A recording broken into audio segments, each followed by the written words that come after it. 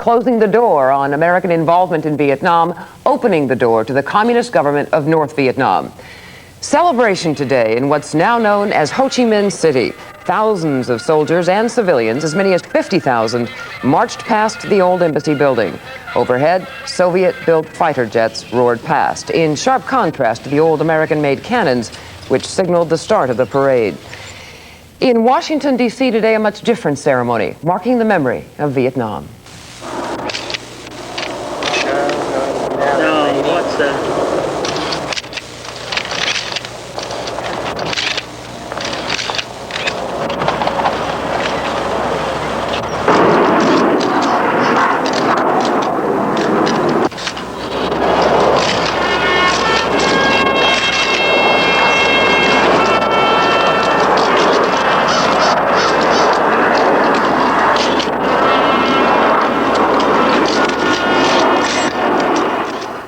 A wreath placed at the Vietnam Veterans Memorial in honor of those who gave their lives, those still missing in action, families of those who died, and families of those who just don't know what happened to their loved ones in those years of Vietnam. And there is the Vietnam that one carries as a memory, or in many cases a nightmare, a time, a place, a scene so powerful, so devastating that it will not go away. Yet life goes on for those who served in Vietnam and returned when their service was done. Newsday's Lauren Nancaro talked with 3 local men who know the horrors of Vietnam. To this day, you can see the scars of that war in their daily lives. Here is part 2 of our special assignment, looking back at Vietnam. Let me off. Steve Mason, a Special Forces captain, a jungle fighter in Vietnam, a poet in San Diego. I remember praying to my God on a place called Smoke Bomb Hill in North Carolina. It's home of special warfare. I remember praying to my God not to let the war end before I got to Vietnam. I was a 26-year-old lieutenant. And I was married and had 2 children at the time.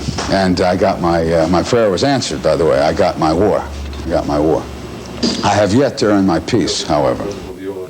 Ron Williams, an enlisted man attached to an artillery division in Vietnam, a painter in San Diego. I wasn't anxious to go fight in a war, that's for sure. But I was also not anxious to run to Canada either and leave my family and everything else.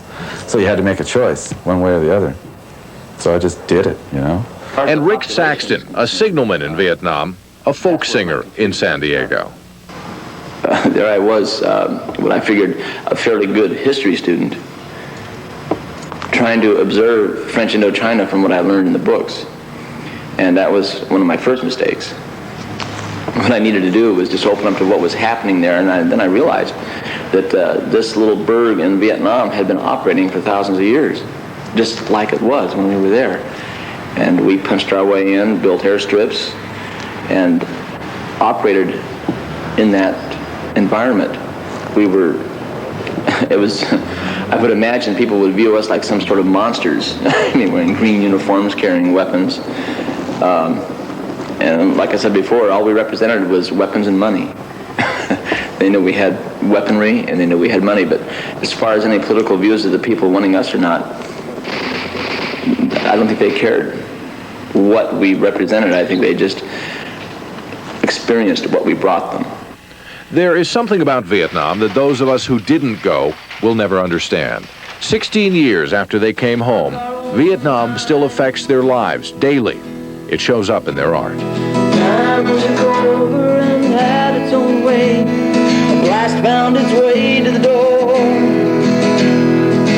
Once again we were counting the dead while being told we were never at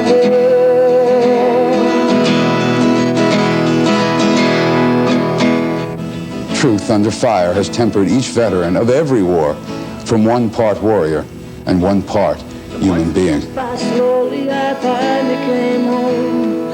Parents were proud, I suppose. What brought art out of me at this point? What is going to make me an artist? And I believe what is going to make me a good artist over lots of other artists, even in fact if they are good. Where I'm going to succeed, where they will fail, is I have a reason. They don't. They're dealing with aesthetics. I'm dealing with a reason as well as aesthetics. Most of them don't have a reason to do art. They're doing art because they like to do art. I'm doing art because I have to do art. AK and a pack laying on a rock here. We got a gook. Oh, we got a gook. Okay, roll in that little creek there. We're taking fire out of there. That's it, right there, right there. Okay, go straight up. Go straight up. Okay, I think you got him. Well, that was quick. First thing out, he got a gook. There is little doubt that going away to war, any war, is disturbing. You see things that make you ill. You do things you have to do, then you have to live with what you've done. Three men with different war memories, not so much trying to cleanse their mind, as much as they are trying to put those memories in a spot where they do the least damage. Vietnam vets talk a lot about damage control. I have remained in a very spiritual sense a prisoner of my own war, as each American who fought it did. I have, and not even the government can release me through negotiation. I mean, I refuse to let me off. I am going to remain a POW until I work this out for myself. To recognize where it all began, I was raised with a gun in my hand. At age 7, my first plastic pistol, 9 with a rifle I stand. I think an awful lot of veterans came back and immediately went to school. Well, you didn't talk about it on campus because 9/10 of the campus were going, boo, boo, boo, veteran, boo, boo. So you just like, you know, we all went into our closets and just kind of forgot about it all. My biggest single fear as a combat veteran of Vietnam and as a concerned human being is that everything we fought for could be fought for all over again now that we have put this to bed. We'll continue with News 8 in a moment. Here's Coit's big